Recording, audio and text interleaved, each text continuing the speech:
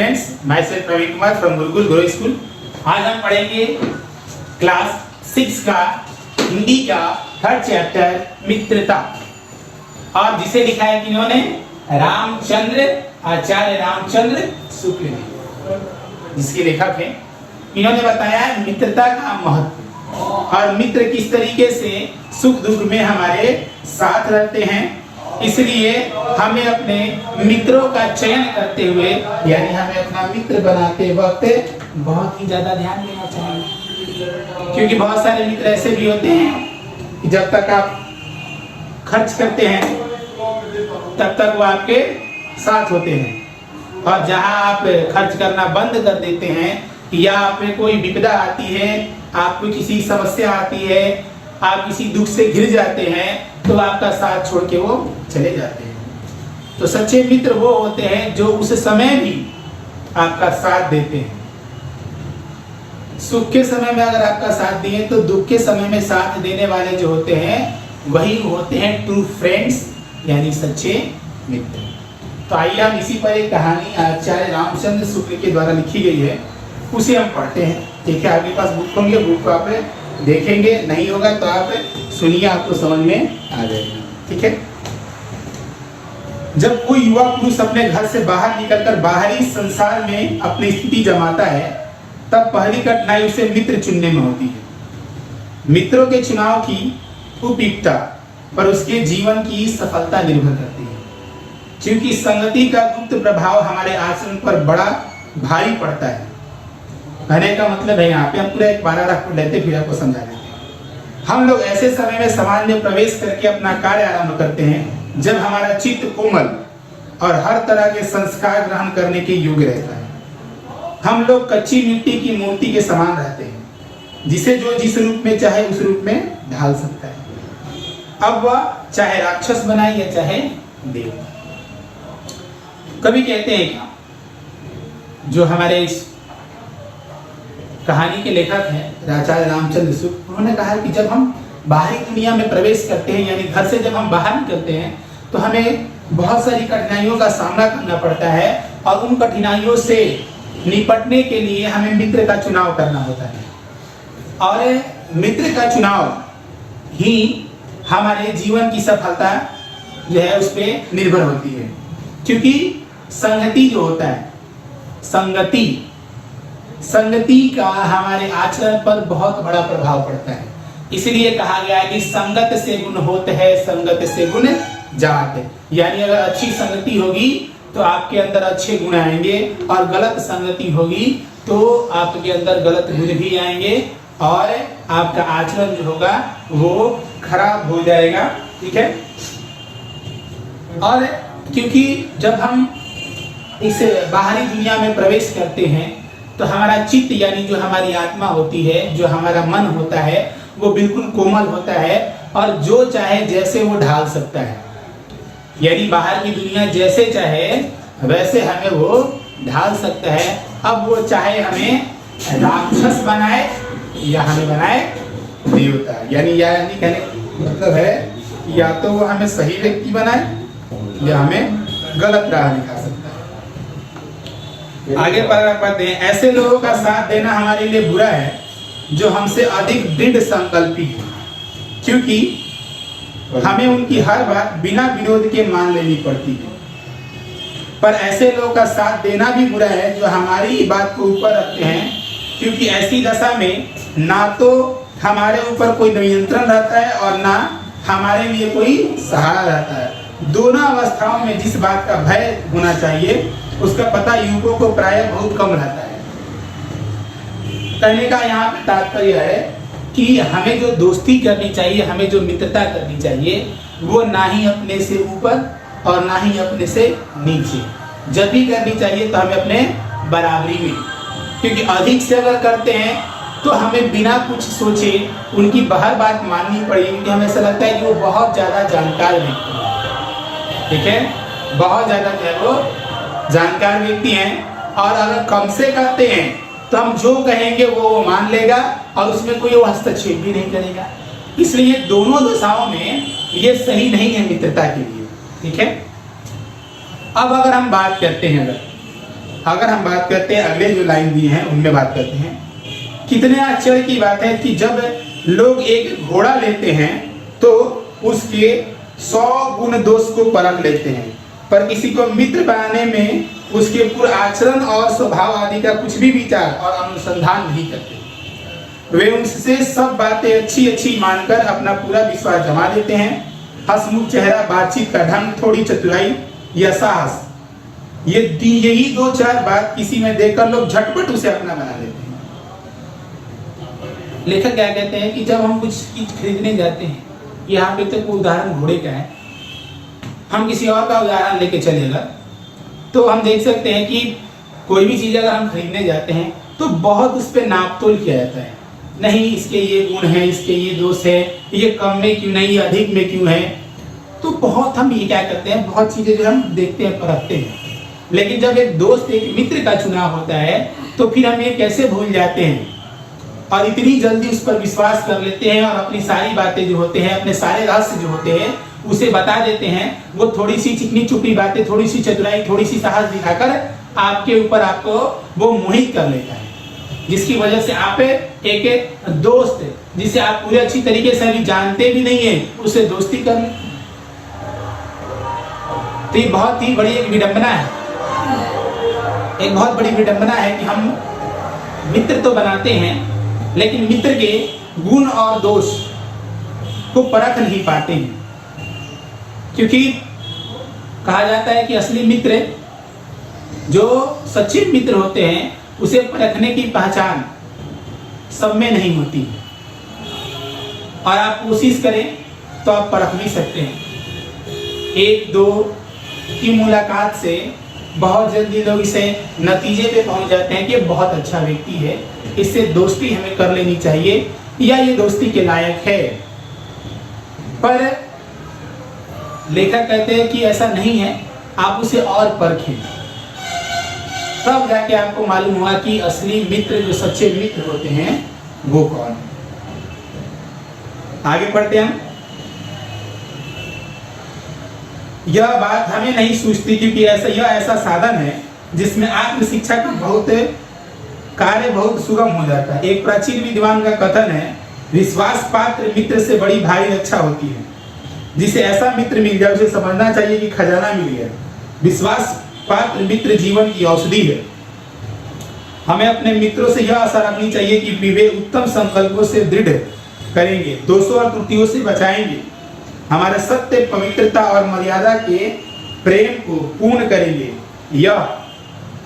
यह है कि वे हमें उत्तम पूर्वक जीवन निर्वाह करने में हर तरह से सहयोग करेंगे। सच्ची मित्रता में उत्तम वैद्य की सही निपुणता और परख होती है। अच्छी से अच्छी माता का साथ धैर्य और कोमलता होती है। ऐसी मित्रता करने का प्रयत्न प्रत्येक व्यक्ति को करना चाहिए। एक का कथन है, एक व्यक्ति का कथन है कि विश्वास पात्र जो व्यक्ति होते हैं, मित्र जो होते हैं, वही आपके लिए असली खजाना है।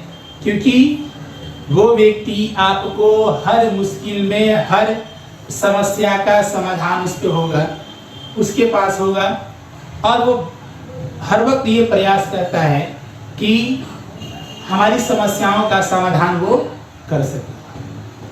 तो जिसे अगर ऐसे मित्र मिल जाते हैं, वो अगर कहें, जिसे अगर ऐसे मित्र मिल जाते हैं, उनके पास किसी खजाने की कमी, यानी किसी भी खजाने से कम नहीं है वो, अगर विश्वास पात्र मित्र मिलते हैं तो। आगे बंदियों देखते हैं। छात्रावस्था में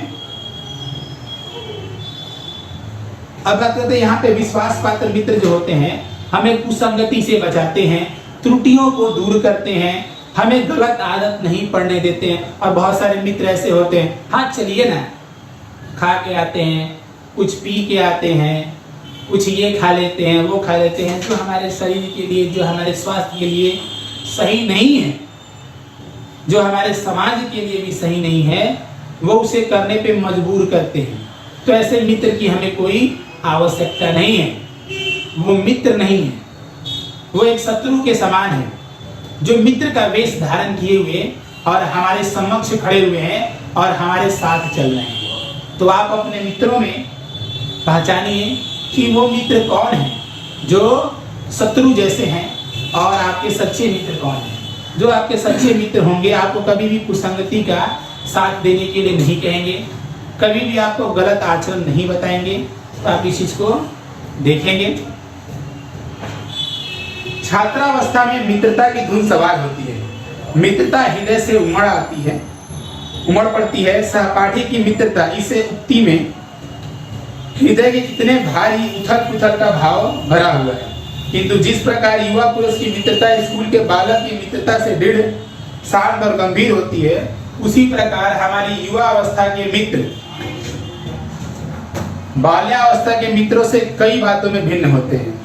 मित्र केवल उसे नहीं कहते हैं जिसके गुणों की तो हम प्रशंसा करें, पर जिस पर हम स्नेह ना कर सके, जिससे अपने छोटे छोटे काम भी हम निकालते जाएं, पर भीतर ही भीतर घृणा करते रहें। मित्र सच्चे पथ प्रदर्शक के समान होना चाहिए, जिस पर हम पूरा विश्वास कर सकें। कहते हैं लेखक कि जब हम स्कूल यानी जब हम विद्यालय में होते हैं, युवा अवस्था में होते हैं, बाल्यावस्था में होते हैं, तो हमारे अंदर एक मित्रता की होड़ लगी होती है, फ्रेंड बनाने का, दोस्त बनाने का। लेकिन दोस्त वही होते हैं जिसमें ऐसा नहीं कि सिर्फ उनके गुणों की प्रशंसा ही करनी चाहिए, उनसे हम छोटे छोटे काम भी हम उनसे निकाले जाएं, ऐसा बात नहीं है। और काम भी कराते रहे और अंदर अंदर क्या करते रहे, उनके प्रति हमारे अंदर जो है वो घृणा भी बनी रहे। ठीक है, ये उनके अंदर घृणा भी बनी रहे कि वो ऐसा है, वैसा है, ऐसा है, वैसा है। ठीक है, तो ऐसा भी नहीं होना चाहिए। मित्र जो होते हैं वो सच्चे पथ प्रदर्शक होते हैं। यानी मित्र क्या होते हैं, आपको सच्चा मार्ग दिखाने वाले होते हैं। एक लाइन पढ़ते हैं। मित्र भाई के समान होना चाहिए, जिसे हम अपना प्रीति पात्र बना सके। ठीक है, प्रीति पात्र कहने का मतलब होता है स्नेह। यानी मित्र जो होना चाहिए वो भाई के समान होना चाहिए। हमारे और हमारे मित्र के बीच सच्ची सहानुभूति होनी चाहिए, ऐसी सहानुभूति जिससे एक के हानि और लाभ को दूसरे का हानि और लाभ समझे। यानी हमदर्दी, सहानुभूति का मतलब हमदर्दी। अगर एक का अगर लाभ होता है तो दूसरे का भी लाभ समझना चाहिए, उसे अगर प्रॉब्लम होता है तो उसे अपना भी प्रॉब्लम यानी हानि समझनी चाहिए। मित्रता के लिए आवश्यक यह नहीं है कि दो मित्र एक ही प्रकार का कार्य करते हैं या एक ही में रुचि हो। ठीक है, यानी मित्रता का मतलब ये नहीं कि दोनों एक ही कंपनी में हो, दोनों एक ही जगह पर हो, दोनों का इंटरेस्ट भी एक में हो, ऐसा कोई बात नहीं है। मित्रता का मतलब ये भी नहीं है। दो प्रकृति के मनुष्यों में बराबर प्रीति और मित्रता रही है। जैसे राम धीर और शांत स्वभाव के थे, लक्ष्मण उग्र और उद्धत स्वभाव के थे। ठीक है, जिस तरीके से राम जो थे वो बहुत शांत रहने वाले थे, ठीक, जबकि लक्ष्मण जो थे वो तुरंत उग्र हो जाते थे, गुस्से हो जाते थे। फिर भी क्या होता था, दोनों भाइयों में अत्यंत प्रगाढ़ स्नेह था। यानी जिसकी सीमा ना हो वैसा घना गहरा जो था वो प्रेम था। उन दोनों की मित्रता खूब निभी। यह कोई बात नहीं है कि एक सी स्वभाव और रुचि के लोगों में ही मित्रता हो सकती है। यानी एक ही जैसे लोग, एक ही जैसे कैरेक्टर के लोग ही जो है, एक ही तरह की रुचि रखने वाले लोगों में ही मित्रता हो सकती है, ऐसा भी नहीं। समाज में विभिन्नताएं देखकर लोग एक दूसरे की ओर आकर्षित होते हैं। जो गुण हम में नहीं है, हम चाहते हैं कि कोई ऐसा मित्र मिले जिसमें वो गुण हो। ऐसा आप में भी होता है। हमारे अंदर क्या गुण है ये हमको मालूम, और हम चाहते हैं कि हमारे गुण से कुछ अलग गुण हमें मिले, और ऐसे फ्रेंड की आवश्यकता होती है। सब फ्रेंड हम पूछते हैं कि वो अगर मिले तो हमें ये सिखा दे। ठीक है, चिंताशील मनुष्य प्रफुल्लित चित्त का साथ ढूंढता है, निर्बल बलि का धीर उत्साही है। यानी चिंताशील मनुष्य यानी जो व्यक्ति दुखी चिंतित है वो चाहता है उसे खुश व्यक्ति, प्रसन्न व्यक्ति का साथ मिले। जो निर्बल होता है, जो कमजोर होता है, चाहता है कि मुझे ताकतवर का साथ मिले। पूजा कांक्षा वाला चंद्रगुप्त व्यक्ति और उपाय के लिए चाणक्य का मुंह ताकता था। दिया कि उच्च आकांक्षा वाला व्यक्ति, कहने का मतलब है कि बहुत चीजों को चाहने वाला व्यक्ति भी चाणक्य के और मुंह ताकता था। किस लिए? ताकि वो हमें उपाय बताए। नीति विशारद, अकबर मन बहलाने के लिए बीरबल की ओर देखता था। यानी नीति को मानने वाला चतुर व्यक्ति अकबर, वो भी बीरबल को ही देखता था। कुसंग का ज्वर सबसे भयानक होता है। ज्वर मतलब बुखार, बीमारी आप कह सकते हैं उसको, ठीक है। यानी कुसंग, यानी कहने का मतलब क्या है? कुसंग मतलब होता है खराब आचरण, खराब दोस्ती, आप ये कह सकते हैं। किसी युवा पुरुष की संगति यदि बुरी होगी तो उसके पैरों में बंधी चक्की के समान होगी, जो उसे दिन रात अवनति के गड्ढे में गिराती जाएगी। यानी किसी व्यक्ति में अगर कुसंगति आ जाए, किसी पुरुष से अगर कुसंगति हो जाती है, यानी उसका जो मित्र है, जो मित्रता है वो किसी ऐसे व्यक्ति से हो जाता है जो आचरण में सही नहीं है, जो अच्छा व्यक्ति नहीं है, तो ये मित्रता उस व्यक्ति में, दूसरे व्यक्ति में चक्की के समान होगी, जो उस चलते हुए उस व्यक्ति को हर बार अवनति यानी नीचे की तरफ गिराते हुए चली जाएगी, कभी उसे आगे नहीं बढ़ा पाएगी।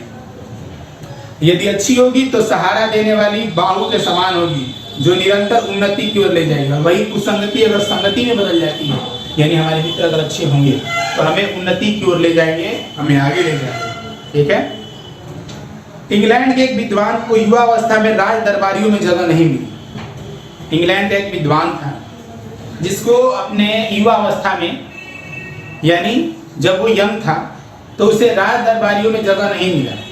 इसके लिए जिंदगी भर वो अपने भाग्य को सराहता रहा।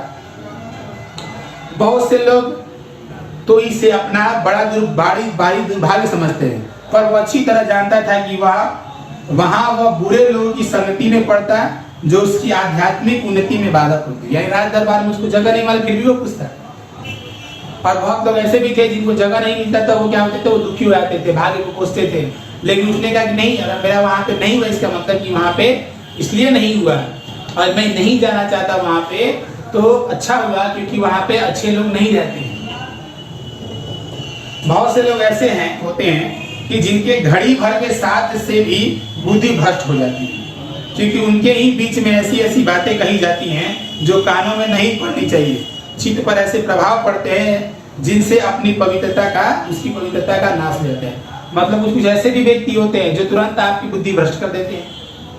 ऐसी ऐसी बातों कहेंगे जो कानों को नहीं सुननी चाहिए, तुरंत हमारी पवित्रता जो होती है वो नष्ट हो जाती है। बुराई अटल भाव धारण करके बैठती है। बुरी बातें हमारी धारणा में बहुत दिनों तक टिकी रहती है।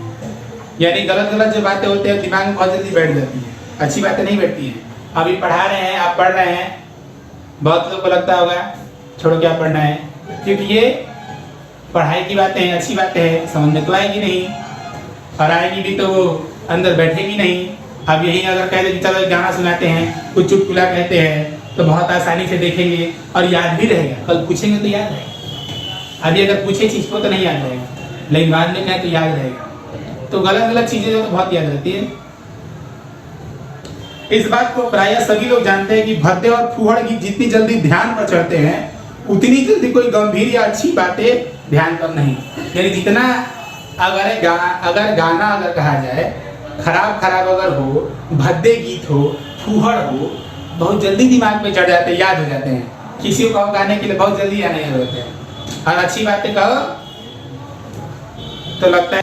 ऐसा ना हो कि पहले बहुत तुम अपवित्र विचारों को सामान्य बात समझो और सोचो कि एक बार ऐसा हुआ फिर ऐसा ना होगा, अथवा तुम्हारे चरित्र बल का एक ऐसा प्रभाव पड़ेगा कि बुरी बातें कहने वाले आगे चलकर अपने आप सुधर जाएंगे। यानी कुछ ऐसा काम करे कि जो गलत बोलता है वो भी सुधर जाए। हमें कुछ उनसे ऐसी बातें करनी चाहिए कि जो गलत भी बोलता हो वो सुधर जाए, ठीक है। देखिए जब एक बार मनुष्य अपना पैर कीचड़ में डाल देता है, तब फिर वह नहीं देखता कि वह कहाँ और कैसी जगह पर पैर रखा है। धीरे धीरे उन बुरी बातों में अभ्यस्त होते होते उससे तुम्हारी घृणा कम हो जाएगी। फिर तुम्हें इन्हें चिढ़ना होगी, क्योंकि तुम्हें सोचने लगोगे कि इसमें चिढ़ने की बात क्या है। तुम्हें भले बुरे की पहचान ना रह जाएगी, अंत में अंत होते होते तुम भी बुराई के भक्त बन जाओगे।